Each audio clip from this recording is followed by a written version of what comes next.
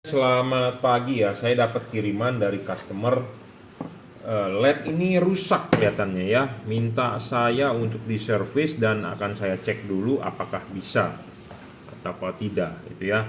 Jadi bohlam ini sepertinya sih kayaknya merek terkenal loh ini bohlam ya. Ada balasnya gede banget ya. Seperti merek PIAA atau apa, IPF atau apa ini yang terkenal ya. Gede sekali bohlamnya dan chipnya dari CES ya, CSP, tipe CSP dari CES, Lumiled biasanya Philips, tetapi kita tidak tahu ini original atau tidak ya.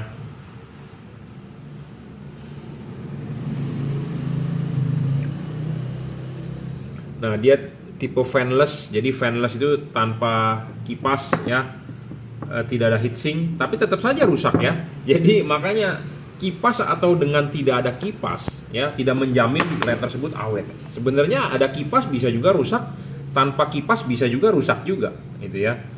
Nah, ini sistemnya seperti ini ya, ada heatsinknya sistem drat diputar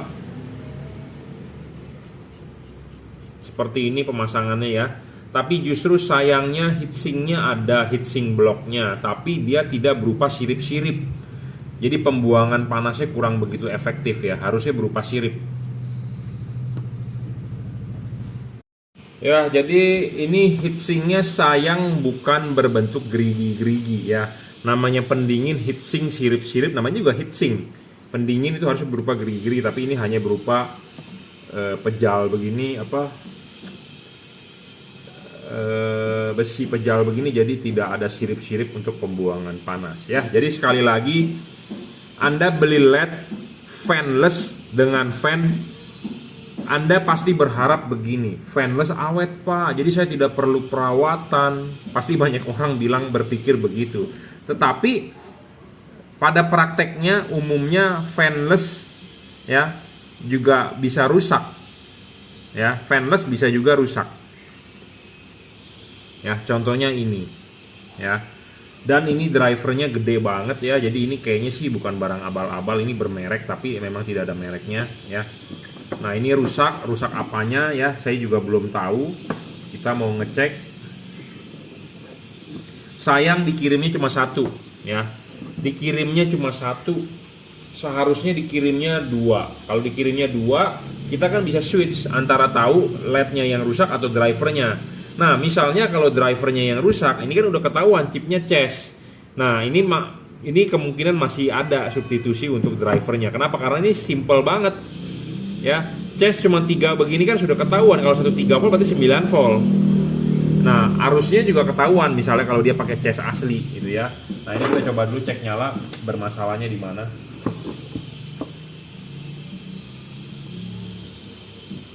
Oh, meredup. Nyala tapi meredup. Oh, yang ini nyala, yang ini mati ya. Yang sebelah nyala, sebelah mati. Lampu jauhnya nyala dengan sempurna ya. Lampu jauhnya nyala dengan sempurna, lampu dekatnya yang mati. Kemungkinan driver bagus, yang rusak adalah chipnya ini ya. Yang rusak kemungkinan chipnya. Nah, kita akan mencoba sedikit berapa sih wattnya dia. 20 watt ya untuk high beamnya. Kita hanya bisa ngetes high beam karena high beamnya yang nyala. 20 watt dan luxnya adalah sekitar 2000-an ya. Sekilas saja, tapi rata-rata biasanya CES itu 1800 sampai 2000 ya. 1800-an lah biasa. Ya, karena kalau Anda mau mengukur pastinya ini harus diukur ketinggiannya juga. Ya, ininya jangan terlalu tinggi karena patokan LED H4 itu kan pendek segini doang. Sedangkan ini ada bonus ketinggian, jadi akan terukur lebih tinggi. Ya, tapi 20 watt untuk high beamnya. Jadi sekali lagi ya, untuk Anda jangan berpatokan pada fanless atau ada kipas ya, berharap dengan tidak adanya kipas akan lebih awet. Belum tentu. Ya, bohlam ini saya review juga ya, jadi buat Anda nanti kalau ketemu di online atau Anda beli bohlam tipe ini ada kelemahan juga bohlam ini ya. Bohlam ini tidak bisa di adjustable ya, tidak bisa di adjustable, tidak bisa diputar, jadi fix fokus. Sebagai syarat bolam bagus ketiga yang saya selalu bilang adalah harus bisa adjustable. Harus bisa di adjustable. Kenapa? Karena untuk menggeser bayangan gelap, untuk membentuk cut off, untuk mengatur fokus sinarnya. Jadi ini bolam fix fokus, tidak bisa di adjustable. Ya. Dan ini yang punya, ya, yang jual dan yang punya tidak dikalibrasi. Kenapa saya bisa bilang tidak dikalibrasi? Karena di sini ada payung nih. Payungnya ini miring. Ini aslinya dalam bentuk begini saya terima, ini miring. Jadi kalau Anda beli LED seperti begini yang ada payungnya, ada bautnya. Ini baut bisa dikendorin nih, dikendorin, dipasin dong supaya lurus. Ya, ini tidak lurus, Bro, miring. Jadi pembentukan hasil cut off-nya pasti kurang oke, ya, kurang oke. Oh, ini miring. Ya. Jadi makanya Anda beli LED kalau di saya pasti akan quality control ulang. Jadi barang Anda sampai Anda tinggal pasang. Seperti begini kan hal sepele. LED ini mestinya bagus misalnya hasil output, tapi gara-gara ini miring, hasilnya jadi ada glare, ada pecah, ya, seperti itu. Dan yang masang dan yang beli taunya cuma pasang, terima nyala, selesai. Tapi padahal kalau ini dikalibrasi, disetting, hasilnya akan lebih sempurna. Itu ya, makanya ada yang namanya saya bilang, Pak, LED yang Anda beli di saya pasti selalu saya kalibrasi.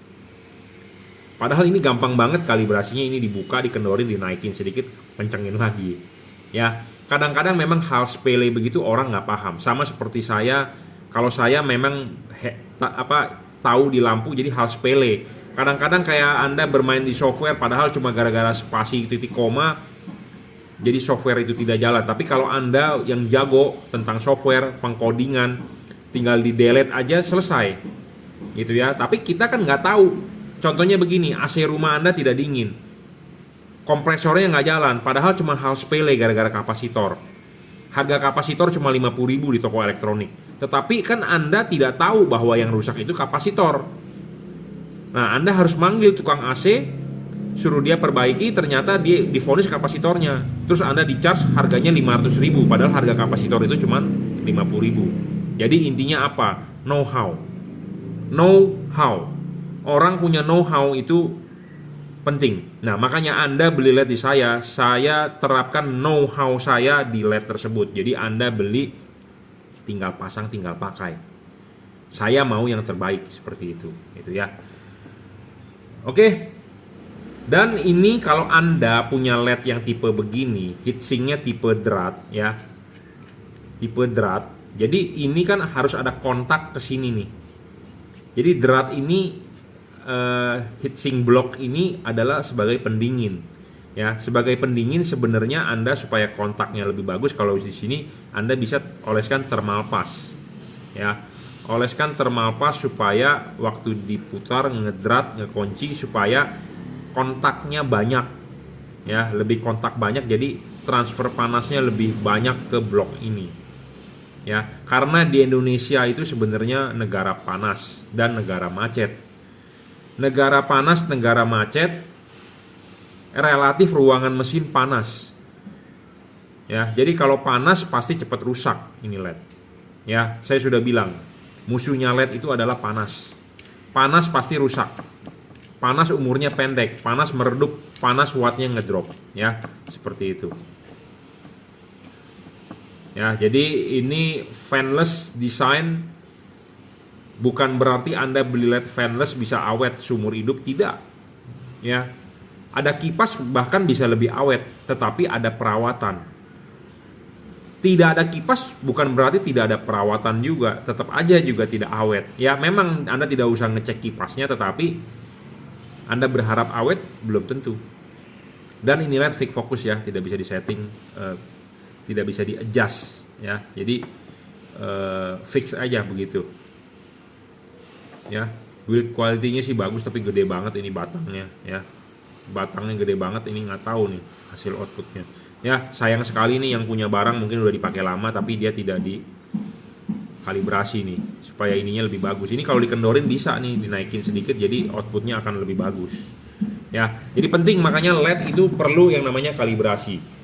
Dikalibrasi oleh orang yang punya know-how. Know-how, tahu bagaimana. Ya, banyak pedagang yang asal hanya jualan, tidak tahu know-how.